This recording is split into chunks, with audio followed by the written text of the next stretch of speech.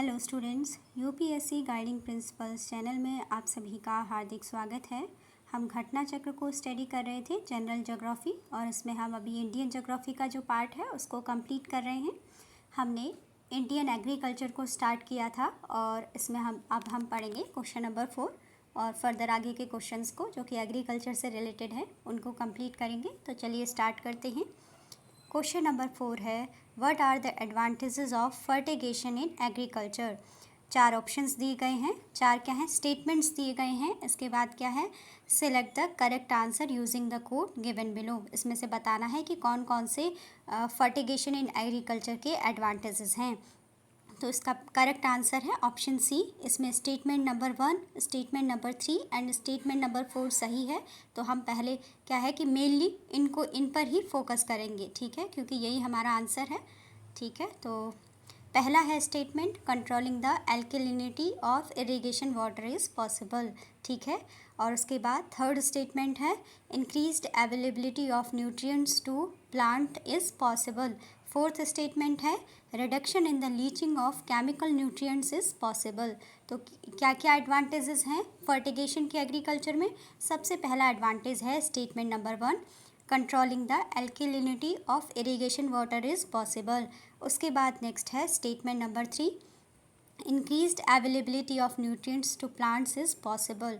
Next है statement number 4, reduction in the leaching of chemical nutrients is possible.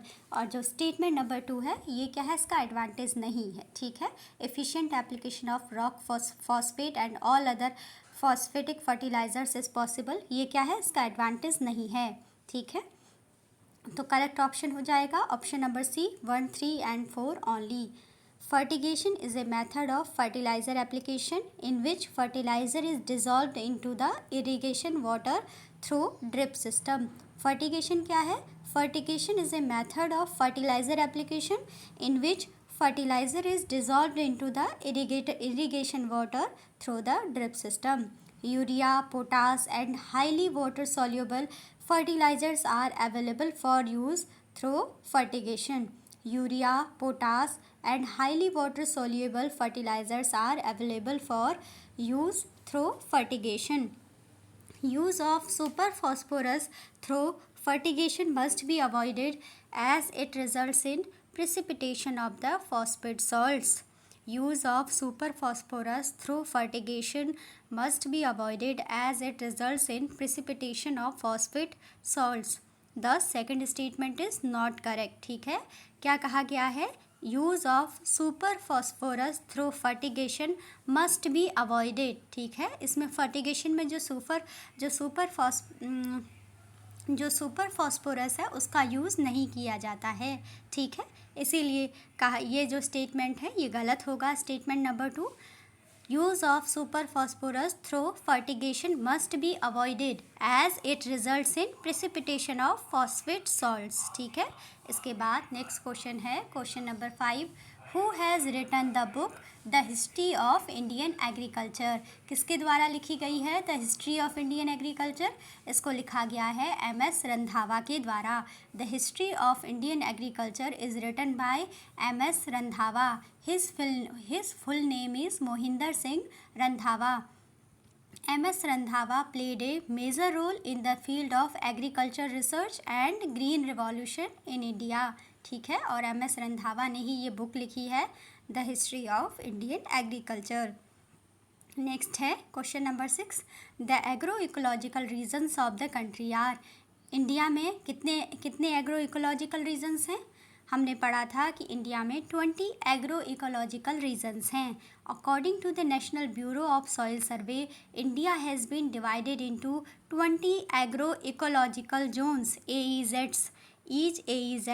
Each agroecological zone is a uniform as possible in terms of physiography, climate, length of growing period and soil type for macro level land use planning and effective transfer of technology. तो India में कितने agro ecological regions हैं। India में 20 agro ecological regions हैं। ठीक है, 20 agro ecological regions हैं।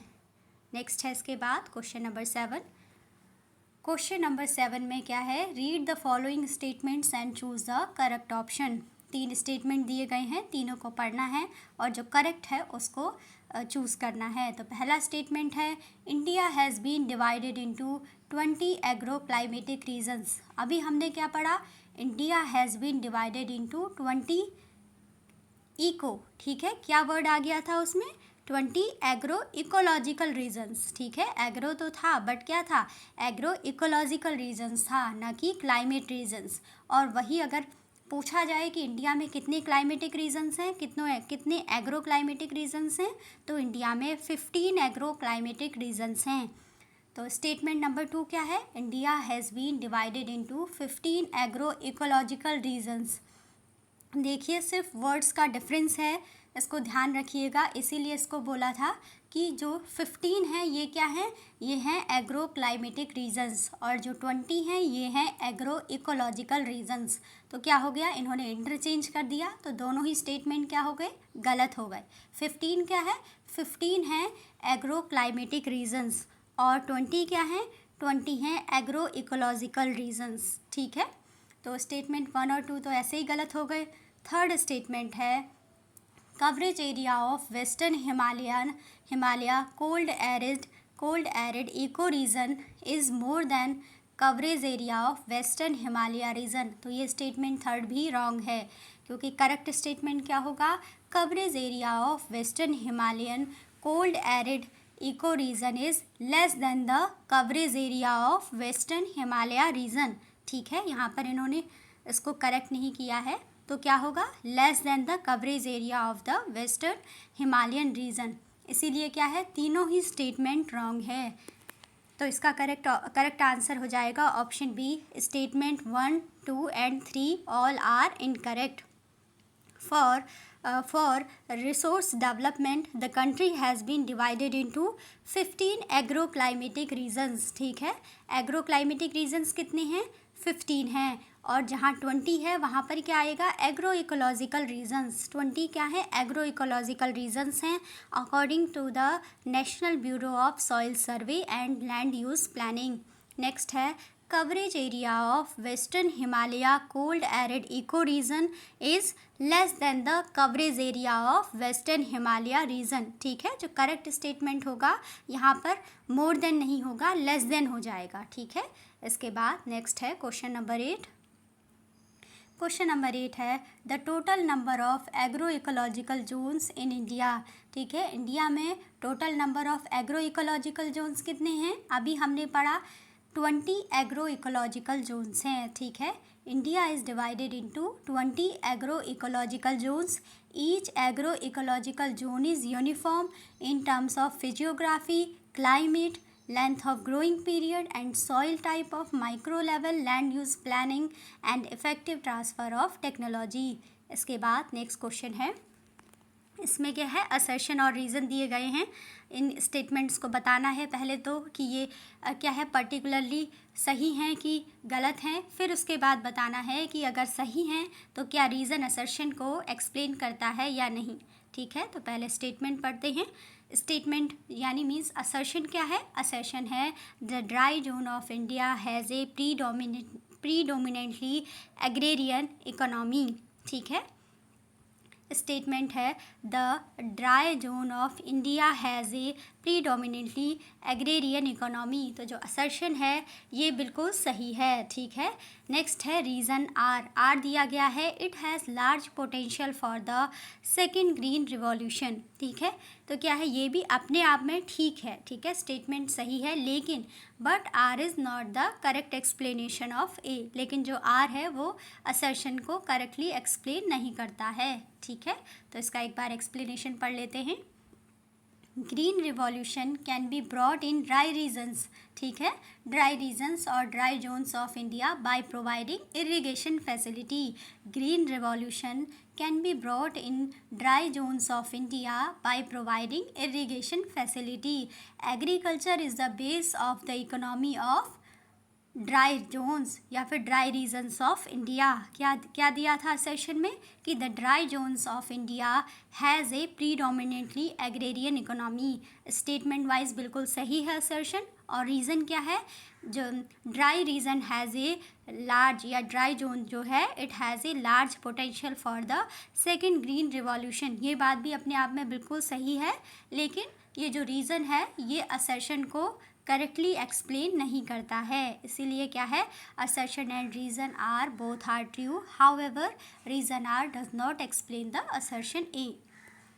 इसके बाद नेक्स्ट क्वेश्चन है question number 10। In the context of food and nutritional security of India, enhancing the seed replacement rates of various crops helping in achieving the food production targets of the future. But what is or are the constraints in its wider or greater implementation? ठीक है, इसमें से बताना है, तो इसका answer है only 3। ठीक है, there is a demand supply gap regarding quality seeds in case of low value and high volume crops. क्या क्वेश्चन क्या है, पहले क्वेश्चन को समझ लेते हैं। In the context of food and nutritional security of India, enhancing the seed replacement rates of various crops helps in achieving the food production targets of the future. What is the constraint in its wider or greater implementation? ठीक है, तो कह रहे हैं कि क्या इसमें एक तरीके से क्या है, रुकावट क्या बनेगी, तो इसका आंसर क्या होगा, इसका आंसर होगा there is a demand supply gap regarding quality seed in case of low value and high volume crops. ठीक है, ऑप्शन नंबर बी यानी 3 ओनली करेक्ट है। इसके एक्सप्लेनेशन को पढ़ लेते हैं। The national seed policy 2002 is in place in India, so the statement 1 is false. ठीक है, स्टेटमेंट 1 क्या दिया है, there is no national seeds policy in place, जबकि करेक्ट क्या होगा, the national seed policy 2002 is in place in India.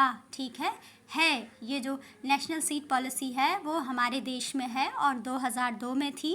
ठीक है, तो इसीलिए क्या होगा कि ये पहला स्टेटमेंट गलत होगा, क्योंकि क्या दिया गया है पहले स्टेटमेंट में कि there is no national seed policy in place, बल्कि क्या है, the national seed policy 2002 is in place in India. इसीलिए क्या है, स्टेटमेंट नंबर 1 गलत है।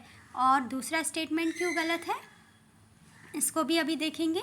ठीक है, कि इसमें क्या कहा गया है, it is not true that there is no participation of private sector seed companies in the supply of quality seeds of vegetables and planting materials of horticulture crops, but they mainly produce high priced seeds in lower volume, so it is only available to few farmers. The supply nearly the entire hybrid seeds required for vegetables। ठीक है, तो ये क्या है, second statement पढ़ लेते हैं। Second क्यों गलत है, क्योंकि इसमें लिखा है there is no participation of private sector seed companies in the supply of quality seeds of vegetables and planting materials of horticulture crop.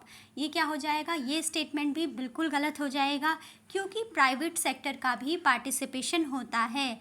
ठीक है, जैसा कि अभी हमने पढ़ा कि it is not true that there is no participation of private sector seed companies in the supply of quality seeds of vegetables and planting materials of horticulture crops, but they mainly produce high priced seeds in the lower volume, so it is only available to few farmers। ऐसा नहीं है कि private sector का कोई participation ही नहीं है इस क्षेत्र में, बस ये है कि जो इनकी रीच है वो काफ़ी कम लोगों तक होती है, क्योंकि ये क्या करते हैं, ये हाई प्राइस्ड सीड्स को ही प्रोड्यूस करते हैं, तो इनकी रीच क्या है, इनकी रीच ज़्यादा फार्मर्स तक नहीं होती है, कम फार्मर्स तक ही रहती है। लेकिन ऐसा नहीं है कि प्राइवेट सेक्टर का पार्टिसिपेशन ना हो, तो इसीलिए स्टेटमेंट नंबर 2 गलत हो जाएगा। और तीसरा स्टेटमेंट तो ठीक है ही। ठीक है, तीसरे को क्या है, तीसरे में क्या लिखा है, there is a demand supply gap regarding quality seeds in case of low value and high volume crops. ठीक है, there is a demand supply gap regarding quality, क्या है यहाँ पर, क्या है, डिमांड सप्लाई गैप है क्वालिटी सीड्स। ठीक है, regarding quality seeds in case of low value. ठीक है, low value and high volume crops. ठीक है, तो ये स्टेटमेंट तो करेक्ट है। There is demand supply gap regarding quality seeds in case of low value and high volume crop. The only statement 3 is this only statement 3 is correct. ठीक है, इसके बाद नेक्स्ट क्वेश्चन है question number 11। The first agricultural university in the country was set up in the year.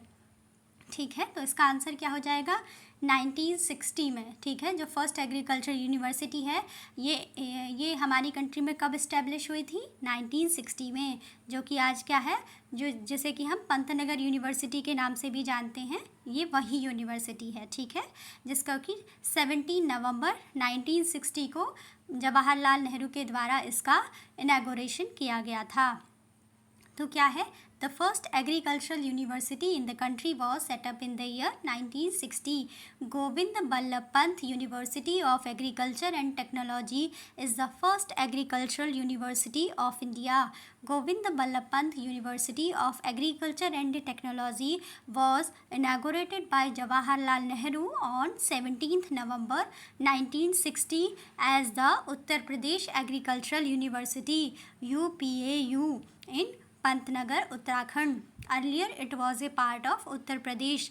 Later the name was changed to Govind Ballabh Pant University of Agriculture and Technology in the memory of first Chief Minister of Uttar Pradesh.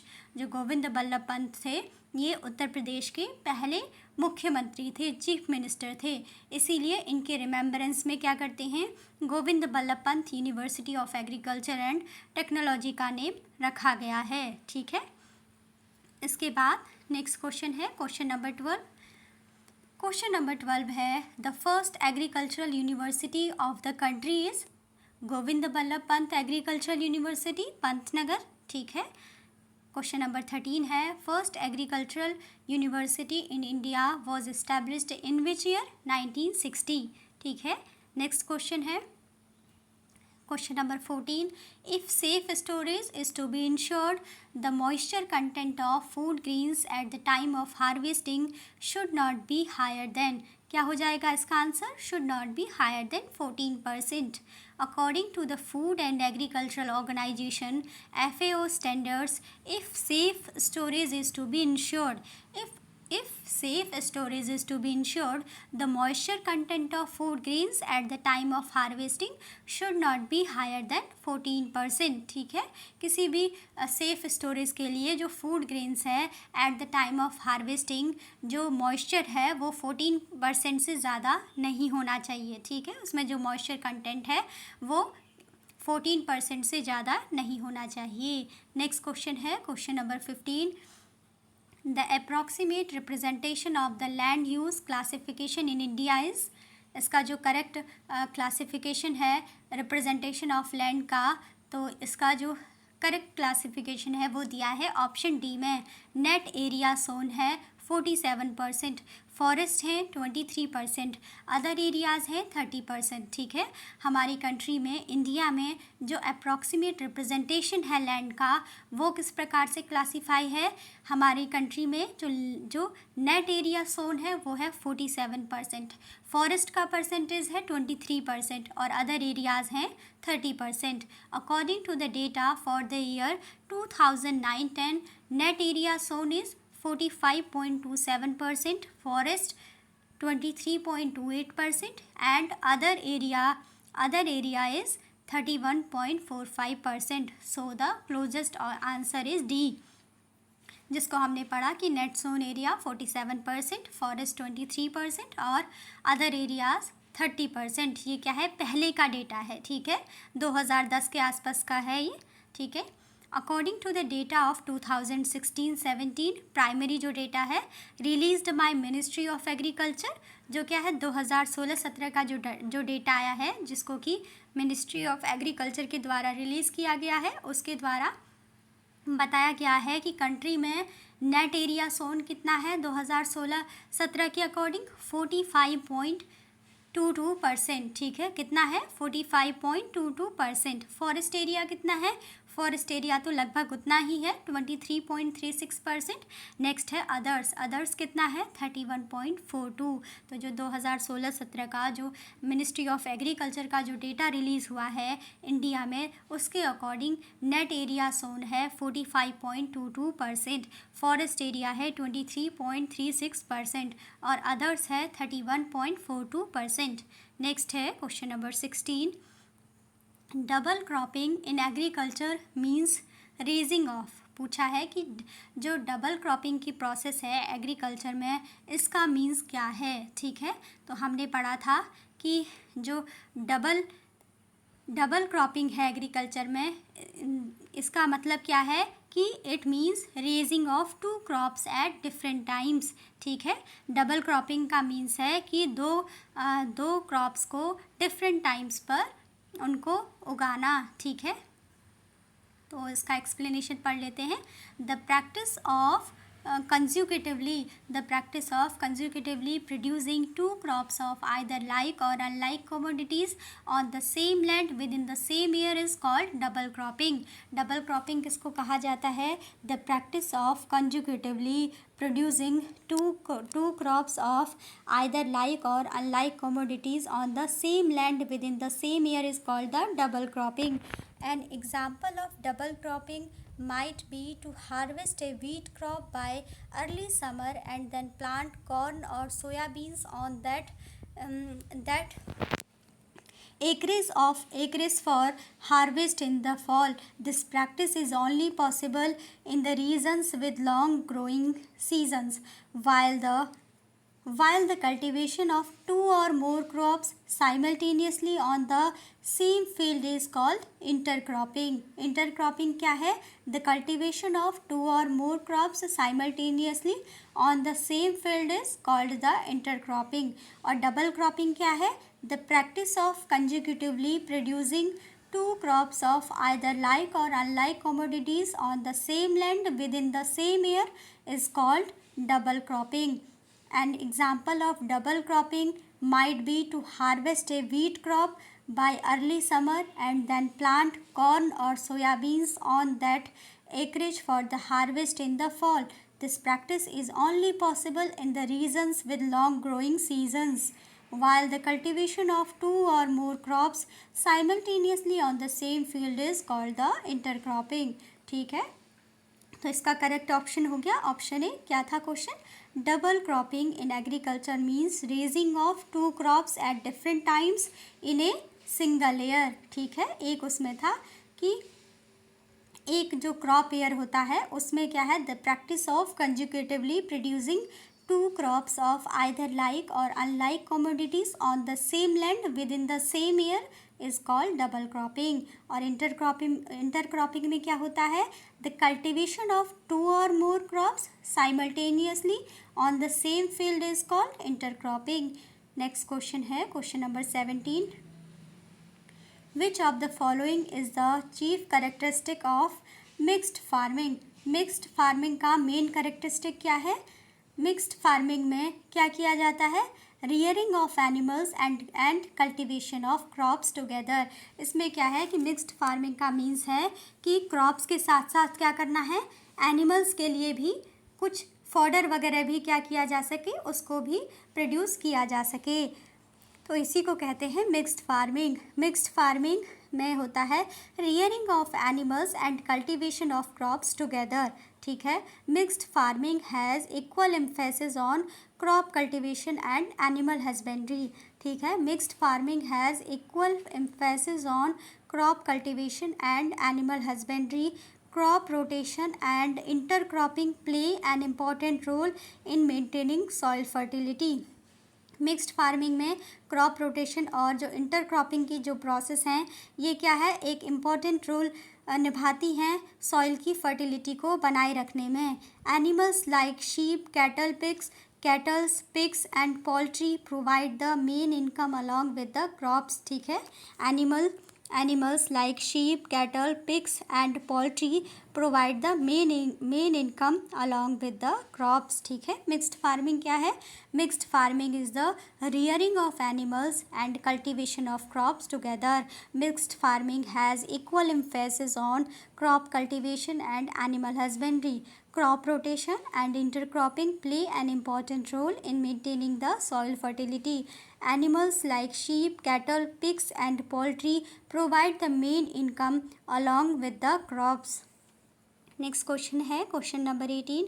Mixed farming consist of, इसका answer हो जाएगा mixed farming consist of growing several crops and also rearing animals. ठीक है, option number C, growing several crops and also rearing animals. Next question है question number 19। In the given states living percentage of agriculture land is excessive, तो इसका answer हो जाएगा सिक्किम। ठीक है, Sikkim is a hilly state in North East India. Most of its part are covered by forest. Out of the total land less than 10% part is available for agriculture. Out of total land less than 10% part is available for agriculture. According to IMO data, Indian Meteorological Organization data 2018, annual rain in the Sikkim state is 3105.2 millimeter. On the contrary, Punjab, Haryana and Uttar Pradesh are leading producers of crop in India. Question number 19 क्या है? In the given states, living percentage of agriculture land is excessive. तो कितना, कौन ऐसा state है कि जिसमें जो living percentage of agriculture land जो है वो एक्सेसिव है, मतलब काफ़ी भूमि ऐसी है कि जिस पे क्या है, एग्रीकल्चर नहीं है। तो ऐसा कौन सा स्टेट है, वो है Sikkim. Sikkim is a hilly state in North East India. Most of its part are covered by forest. Out of the total land less than 10% part is available for agriculture. केवल जितनी भी टोटल लैंड है उसमें से केवल 10% से भी कम प्रतिशत, जो 10% से भी कम जो पार्ट है लैंड का, वो केवल एग्रीकल्चर के लिए अवेलेबल है। ठीक है, according to the IMO data 2018, annual rain in the Sikkim state is 3105.2 millimeter. On the contrary, Punjab, Haryana and Uttar Pradesh are leading producers of crop in India. Next question है question number 20.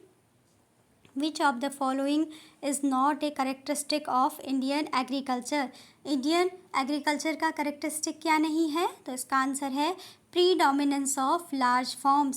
ठीक है, large farms, क्योंकि India में क्या है, छोटे छोटे और स्मॉल होल्डिंग्स क्या हैं, ज़्यादा रहती हैं। ठीक है, लार्ज फार्म्स का प्रीडोमिनेंस नहीं है। तो पहले देख लेते हैं कि इंडियन एग्रीकल्चर का कैरेक्टरिस्टिक क्या क्या है। पहला है ओवर डिपेंडेंस ऑन नेचर, दूसरा है लो लेवल ऑफ प्रोडक्टिविटी, तीसरा है डाइवर्सिटी ऑफ क्रॉप्स। ये सभी इंडियन एग्रीकल्चर के कैरेक्टरिस्टिक्स हैं। Over dependence on nature, low level of productivity और डाइवर्सिटी ऑफ क्रॉप्स। तो क्या कैरेक्टरिस्टिक नहीं है इंडियन एग्रीकल्चर का?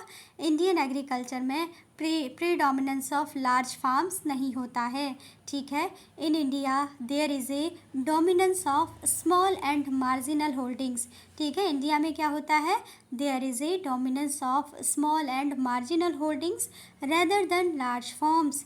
Rest are the characteristics of Indian agriculture. बाकी की जो 3 कैरेक्टरिस्टिक्स हैं ये इंडियन एग्रीकल्चर की ही कैरेक्टरिस्टिक्स हैं, जिसमें बताया गया है कि इंडियन एग्रीकल्चर में ओवर डिपेंडेंस ऑन नेचर है, लो लेवल ऑफ प्रोडक्टिविटी है और डाइवर्सिटी ऑफ क्रॉप्स है। जबकि यहाँ पर इंडिया में डोमिनेंस किसका रहता है, स्मॉल एंड मार्जिनल होल्डिंग्स का रहता है। ठीक है, in India there is a dominance of small and marginal holdings rather than large farms. इसके बाद नेक्स्ट क्वेश्चन है question number 21। The reason for low productivity in Indian agriculture is, पूछा गया है कि इंडियन एग्रीकल्चर में लो प्रोडक्टिविटी का क्या रीज़न है। तो इसका आंसर है ऑल ऑफ द अबव, यानी ये सभी हैं। पहला है over crowding in agriculture, second है स्मॉल लैंड होल्डिंग, तीसरा है ट्रेडिशनल एग्रीकल्चरल प्रैक्टिसेस। ये सभी क्या हैं, रीज़न हैं। The reasons for low productivity in Indian agriculture: over crowding in agriculture, small land holding, traditional agricultural practices. ठीक है, ऑल ऑफ द अबव होगा। Over crowding in agriculture, small land holding and traditional agricultural practices, all 3 are among the main reasons for low productivity in Indian agriculture. Next है question number 22. Which one of the following is the pathway to increase productivity in agriculture? ठीक है, तो क्या है, all the statements given above will increase productivity in agriculture. अब पूछा गया है कि क्या रास्ता हो सकता है, क्या पाथवे हो सकता है कि जिससे एग्रीकल्चर में जो प्रोडक्टिविटी है उसको इंक्रीज़ किया जा सके।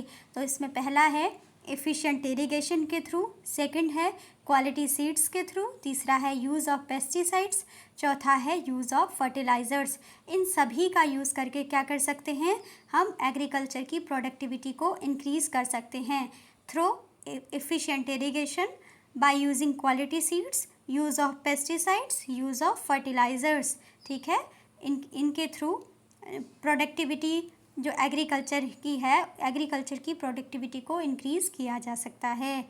इसके बाद नेक्स्ट क्वेश्चन है क्वेश्चन नंबर 23। इसमें असर्शन दिया है और रीज़न दिया है। तो असर्शन है green revolution technology played a crucial role in gradually transforming traditional agriculture into a modern scientific one. ठीक है, इसमें पहला स्टेटमेंट बिल्कुल सही है कि green revolution technology played a crucial role in gradually transforming traditional agriculture into a modern scientific one। ये जो assertion है statement वाइज बिल्कुल सही है। नेक्स्ट है reason, it did not involve much of social and environmental cost। ठीक है, green revolution did not involve much of social and environmental cost, तो रीज़न आर भी ठीक हो जाएगा। ठीक है, but R is not the correct explanation of A, तो इसीलिए क्या होगा, इसका ऑप्शन बी सही होगा। Both A and R true but R is not the correct explanation of A. ठीक है, तो क्वेश्चन नंबर 23 का एक्सप्लेनेशन देख लेते हैं। Green revolution technology played a crucial role in gradually transforming traditional agriculture into modern scientific agriculture with the use of irrigation in agriculture practices, specialized seeds, use of fertilizers, use of pesticides and by using machinery। ठीक है, किस किस चीज़ का use किया जाएगा, scientific कैसे बनाया गया है, एग्रीकल्चर को बनाया गया है with the use of irrigation practices, specialised seeds, fertilisers, pesticides and by using machinery. So assertion A is true. क्या पढ़ा हमने, green revolution technology played a crucial role in gradually transforming traditional agriculture into modern scientific agriculture with the use of irrigation, specialized seeds, fertilizers, pesticides and machinery। So assertion A is true।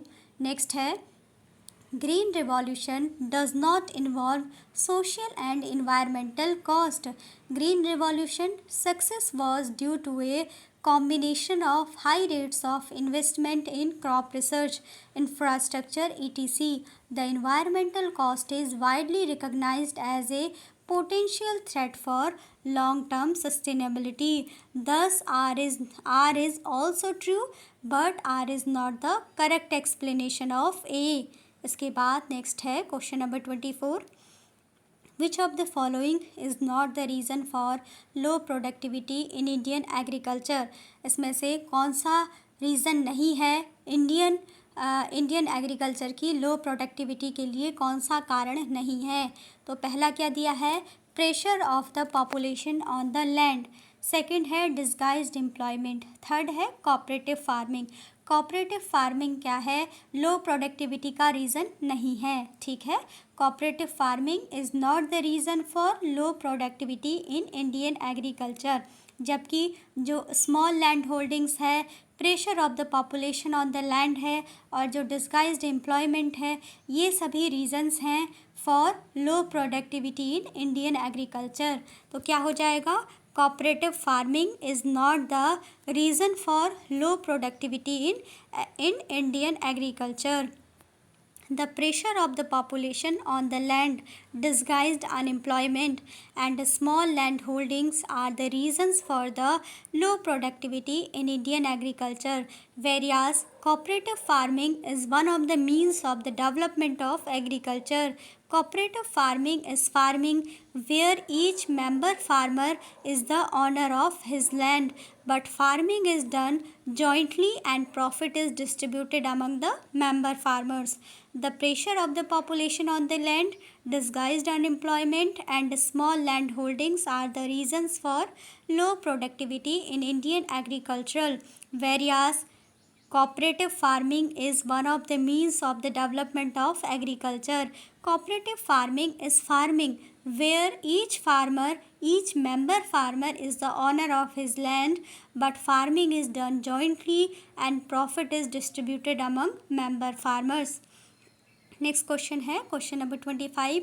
The average size of operational holding in India is the largest in, तो इसका answer हो जाएगा Rajasthan. The average size of operational holdings in India is the largest in Rajasthan. ठीक है, the average size of operational holdings in India is largest in Rajasthan, followed by Maharashtra and Uttar Pradesh. Next है question number 26. Agriculture in India is considered as a means of livelihood. Agriculture in India is considered as a means of livelihood. Agriculture in India is considered as a means of livelihood. According to official, maximum manpower of India is engaged in agriculture and related areas but contribute only fewer to total GDP. Agriculture in India is considered as a means of livelihood. According to the official data, maximum manpower of India is engaged in agriculture and related areas but contribute only fewer to total GDP. Next है question number 27. With reference to Indian agriculture, which one of the following statement is correct? ठीक है, Indian agriculture के बारे में बताना है कि कौन सा स्टेटमेंट इसमें से सही है. तो पहला स्टेटमेंट क्या है? पहला स्टेटमेंट है about 90% of the area under pulses in India is rain fed. ठीक है, क्या है? About 90% of the area under pulses in India is rain fade.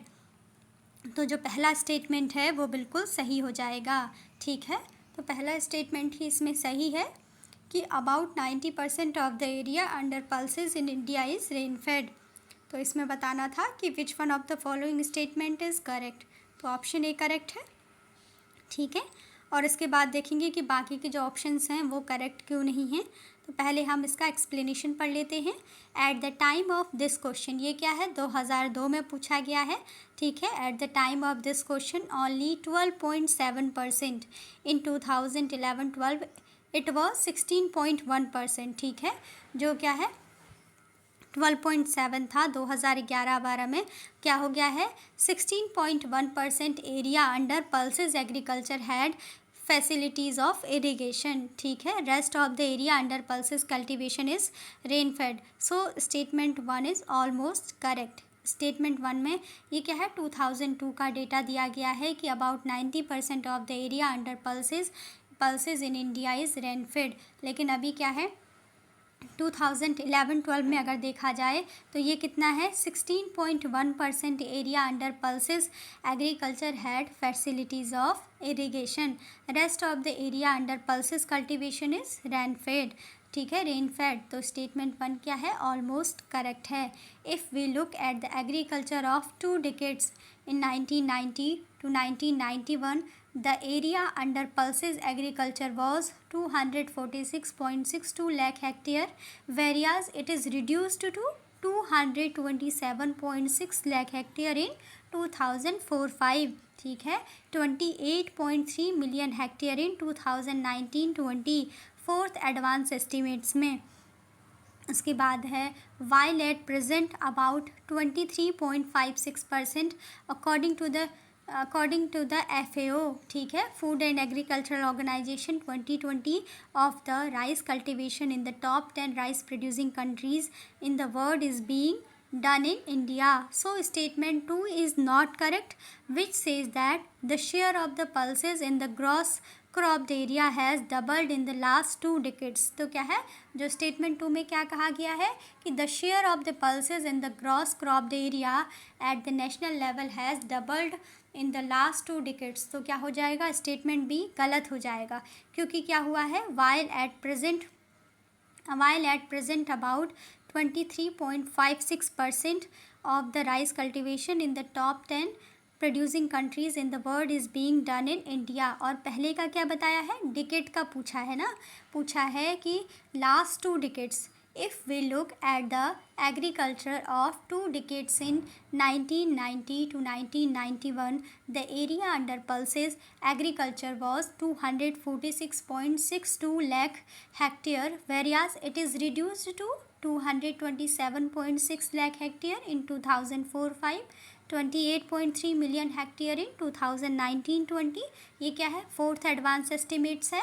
while at present about 23.56% according to FAO 2020 of the rice cultivation in the top 10 rice producing countries in the world is being done in India. So statement 2 is not correct, which says that share of the pulses in the gross cropped area has doubled in the last 2 decades. Double नहीं हुआ है, ठीक है, तो ये गलत हो जाएगा स्टेटमेंट नंबर 2. इसके बाद थर्ड स्टेटमेंट क्या है, थर्ड स्टेटमेंट क्यों गलत है. India accounts for about 29% of the total area under rice cultivation in the world. So statement 3 is also wrong. Statement 3 में क्या कहा गया है, जो ऑप्शन सी है इसमें कहा गया है India accounts for about 15% of the total area under rice cultivation in the world. तो क्या हो जाएगा, ये गलत हो जाएगा. क्यों, क्योंकि इंडिया अकाउंट्स फॉर अबाउट 29%, ठीक है, 29% of the total area under rice cultivation in the world. कितना है, इंडिया अकाउंट्स फॉर 15%, गलत है. सही क्या होगा, 29%, ठीक है. India accounts for about 29% of the total area under rice cultivation in the world. इसके बाद जो लास्ट है, जो फोर्थ स्टेटमेंट है, डी है, वो क्यों रॉन्ग है. इसमें लिखा है rice occupies about 34% of the gross cropped area of India. जबकि क्या होगा इसका करेक्ट, क्या होगा, राइस ऑक्यूपाइंग अबाउट 23.7, ठीक है, राइस ऑक्यूपाइज अबाउट 23.7%, जो कि क्या है 22.33% इन 2011-12 of the gross cropped area of India, not 34. इस क्वेश्चन स्टेटमेंट डी में क्या दिया गया है, 34% राइस ऑक्यूपाई करता है इंडिया में, 34% of the gross cropped area में, जबकि ऐसा नहीं है, ठीक है. Rice occupies the 23.7% at about, क्या कह सकते हैं इसको, 22.33% अकॉर्डिंग टू 2011-12 डेटा. तो क्या होगा, राइस जो है मेनली ऑक्यूपाई करता है 23.7% of the gross cropped area of India. तो इसीलिए स्टेटमेंट 4 भी रॉन्ग हो जाएगा. तो बस इसमें क्या है, ऑलमोस्ट स्टेटमेंट 1 ही करेक्ट था, ठीक है. Eight the time of this question only 12.7%, जबकि इस टाइम पर 2011-12 के डेटा के अकॉर्डिंग ये कितना था, 16.1%. Area under the pulses agriculture had facilities of irrigation. Rest of the area under pulses cultivation is rain fed, ठीक है, रेन फेड था. इसीलिए स्टेटमेंट 1 क्या है, ऑलमोस्ट करेक्ट है. इसके बाद नेक्स्ट क्वेश्चन है question number 28. The 2 largest consumers of chemical fertilisers in India are. इसमें बताना है कि केमिकल फर्टिलाइजर्स के 2 लार्जेस्ट कंज्यूमर्स इंडिया में कौन कौन से स्टेट्स हैं. तो इसका आंसर है उत्तर प्रदेश एंड आंध्र प्रदेश, ठीक है. According to the data for the year 2013-14 the fertiliser consumption of the given states are. उस जो उत्तर प्रदेश और आंध्र प्रदेश का जो क्या है फर्टिलाइज़र कंजम्पशन का डेटा है वो कितना है. Total fertiliser consumption 1000 turns Uttar Pradesh का है 3842.04 थाउजेंड टन्स और आंध्र प्रदेश का है 3119.43 thousand tons at present in 2019-20, ठीक है. 3 largest consumers of chemical fertilisers are as follows. Present context में अगर देखें तो according to the data of 2019-20 तो the 3 largest consumer of chemical fertilisers are Uttar Pradesh first number पे है. और उत्तर प्रदेश में कितना कंज्यूम होता है फर्टिलाइज़र्स, जो कि केमिकल फर्टिलाइज़र्स है, उत्तर प्रदेश में है 5172.97 थाउजेंड टन्स. सेकेंड नंबर पे है महाराष्ट्र 2941.29 थाउजेंड टन्स और थर्ड नंबर पे है मध्य प्रदेश 2683.39 थाउजेंड टन्स. तो ये क्या है फर्टिलाइज़र कंजम्पशन है स्टेट्स का, सबसे ज़्यादा है उत्तर प्रदेश का 5172.97 थाउजेंड टन। उसके बाद सेकंड नंबर पे जो केमिकल फर्टिलाइज़र का कंजम्पशन है वो है महाराष्ट्र स्टेट का 2941.29 थाउजेंड टन्स, और थर्ड नंबर पे है मध्य प्रदेश का 2683.39 थाउजेंड टन्स। ठीक है, इसके बाद नेक्स्ट क्वेश्चन है क्वेश्चन नंबर 29। क्वेश्चन नंबर 29 में पूछा गया है, in newly improved arid land the crop suitable for the green manure is lobia. In newly improved arid land lobia is a suitable crop for the green manure. क्या पूछा गया है? In newly improved arid land the crop suitable for the green manure is lobia. In newly improved arid land lobia in newly improved arid land, lobia is a suitable crop for the green manure. Next है question number 30।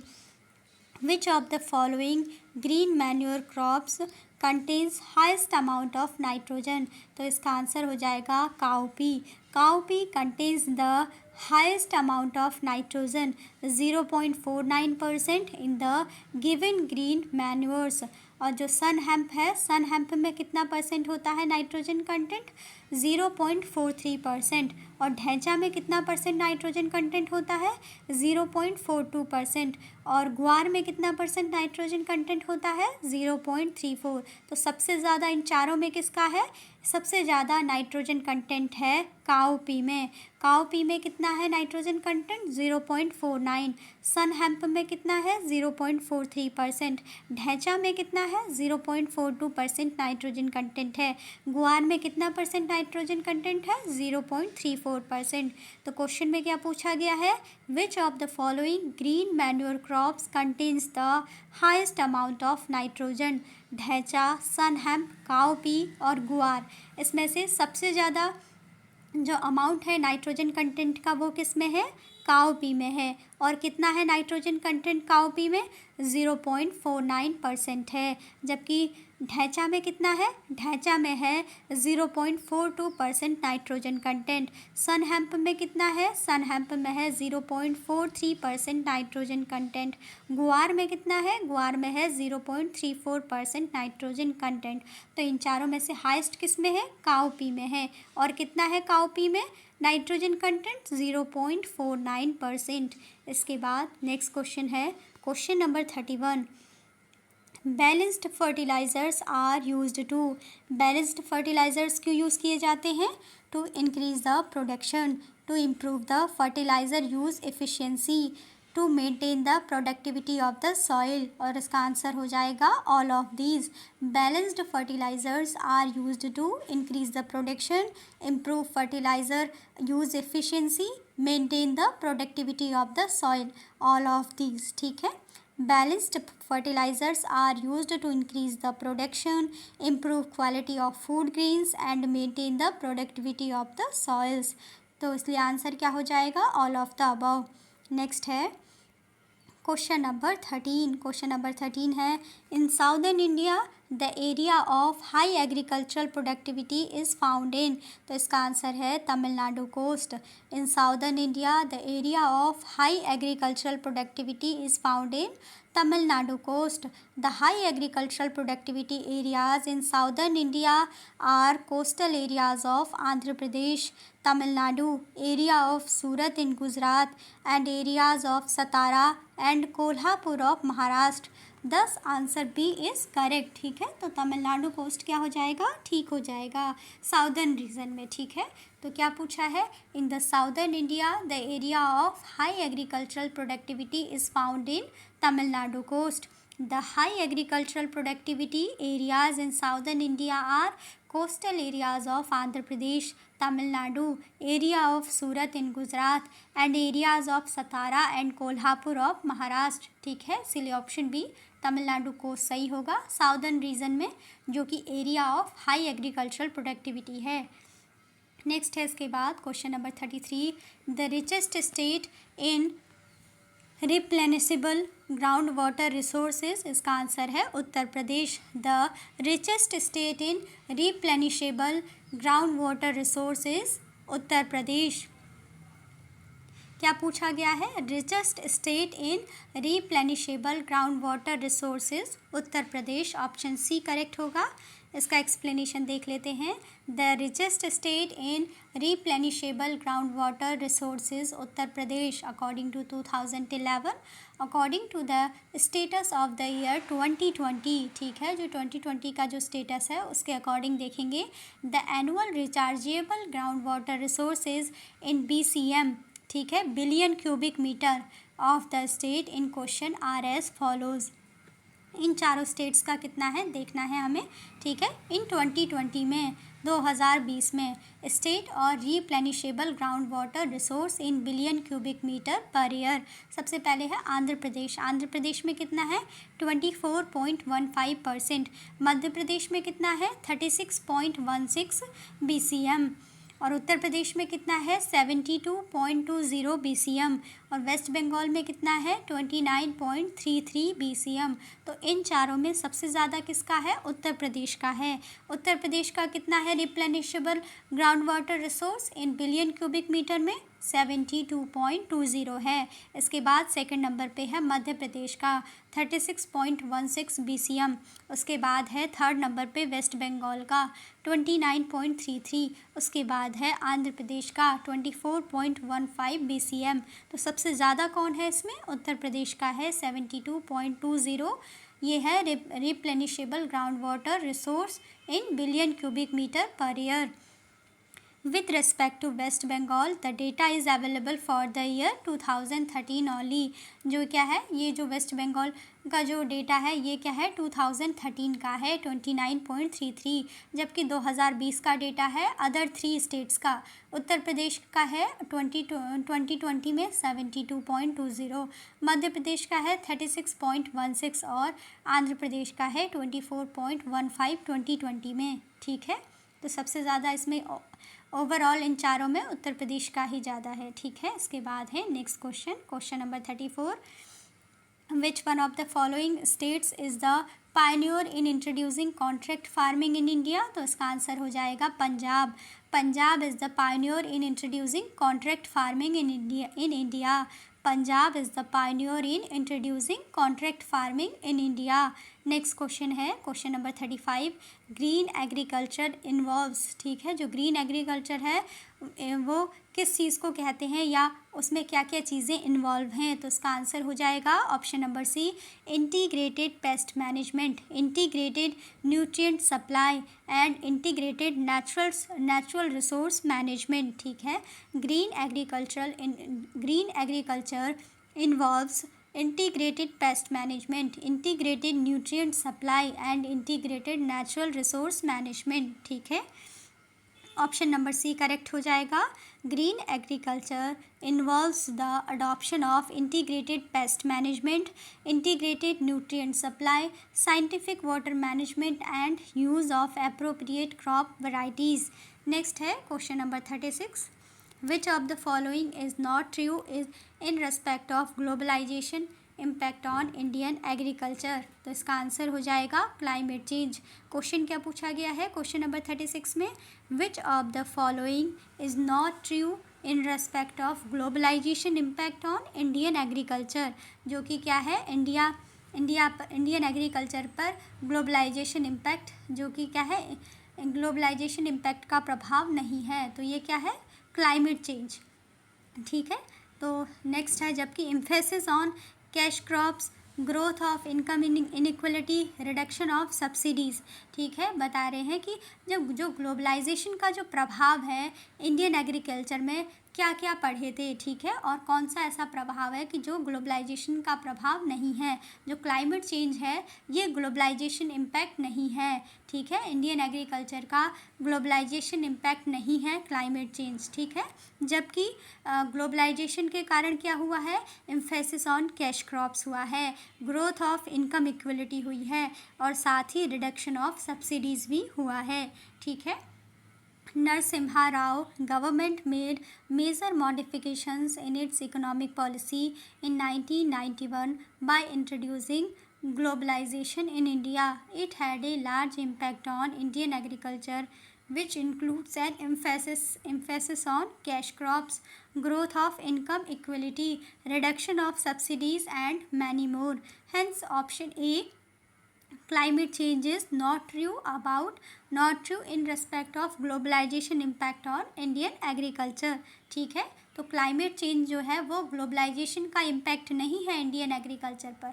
जबकि अगर हम Indian agriculture में globalisation का impact देखें तो उन impacts में आता है emphasis on cash crops, growth of income inequality, reduction of subsidies.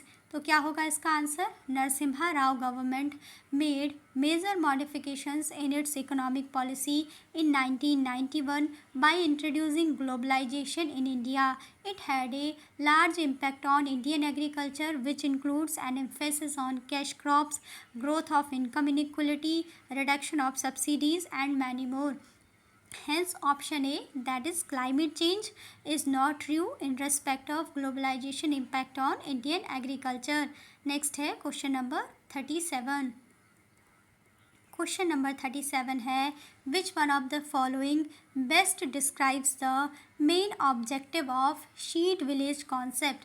सबसे ज़्यादा शीट विलेज कॉन्सेप्ट के बारे में कौन बिल्कुल सही से बताता है कि इसका मेन ऑब्जेक्टिव क्या है. ठीक है, शीट विलेज कॉन्सेप्ट का मेन ऑब्जेक्टिव क्या है, तो वो दिया गया है ऑप्शन नंबर बी में, involving the farmers for training in quality seed production and thereby to make available quality seeds. ठीक है, जो मेन ऑब्जेक्टिव है शीट विलेज कॉन्सेप्ट का वो क्या है?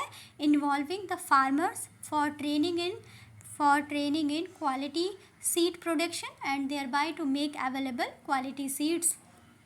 Seed village concept refers to a village wherein trained group of farmers are involved in the production of seeds of various crop and cater to their need of seeds themselves, fellow farmers of their village and the neighboring village at affordable cost and at the appropriate time. The concept is to increase the seed production, meet local demands at reasonable cost, self-sufficiency and self-reliance by a trained group of farmers. ठीक है, जो ये seed village का concept है इसके बारे में बताया गया है कि seed village concept refers to a village where in trained group of farmers are involved in the production of seeds of various crops and cater to their needs of seeds themselves, fellow farmers of their villages and the neighboring village at affordable cost and at the appropriate time.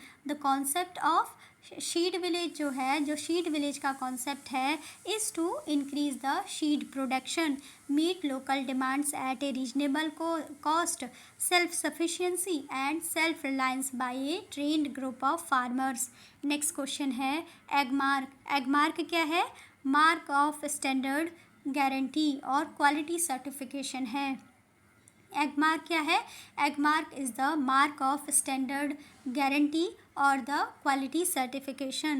Agmark is a quality certification mark provided by the Government of India which is under Agricultural Produce Grading and Marketing Act 1937. ठीक है, the Agricultural Produce Grading and Marketing Act 1937 provides for grading and marketing of क्या है? Grading and marking act. ठीक है, grading and marking act 1937 जिसमें कि ये mark है एक तरीके से. एगमार्क क्या है? मार्क ऑफ स्टैंडर्ड गारंटी, जिसको कि क्या कहते हैं? क्वालिटी सर्टिफिकेशन भी कह सकते हैं. तो एगमार्क किसके अंतर्गत आता है? इसको लाया गया है ग्रेडिंग एंड मार्किंग एक्ट 1937. ठीक है, मार्केट नहीं होगा यहाँ पे, करेक्ट होगा grading and marking act 1937. This act, the Act of Grading and Marking Act 1937, provides for the grading and marking of agricultural and other produce. ठीक है, this plan is being implemented in India since 1938. Agmark क्या है? Agmark is a quality certification mark provided by the Government of India which is under Agricultural Produce Grading and Marking Act 1937. The Agriculture Produce Grading and Marking Act 1937 for the grading and marking of agricultural and other produce. This plan is being implemented in India since 1938. तो ठीक है, तो यहाँ पर ये हमारे agriculture से related question complete होते हैं और अपने नेक्स्ट लेक्चर में हम स्टार्ट करेंगे ग्रीन रिवॉल्यूशन को। ठीक है, आई होप आपको समझ में आया हो। अभी का लेक्चर यहीं पे रखते हैं। Thanks for watching.